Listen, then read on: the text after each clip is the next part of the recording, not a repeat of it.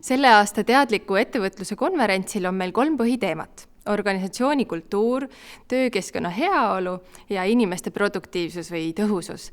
Ja miks me sellele keskendume on see, et töötajad tahavad sellist keskkonda, kus oleks kõik asjad sujuvad, kus inimeste vahel on hea läbisaamine, kus neid töötajatena väärtustatakse ja kus nad saavad anda tõesti oma panust, nii et nende töö on tähendusrikas.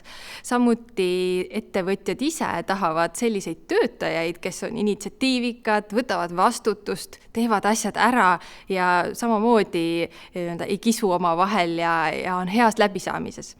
Ja mis me konverentsil soovime on see, et me toome need 2 asja kokku, ehk kuidas seda unistust täita. Ja selle asemel, et keskenduda õigele lambi tugevusele, toolile või trenažöörile kontorinurgas, me keskendume hoopis inimesele ja veelgi täpsemalt inimese sisemaailmale.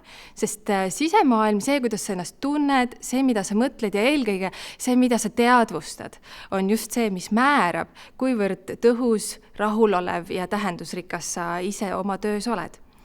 Nii et tule konverentsile, see toimub meil 5. mail Kumus.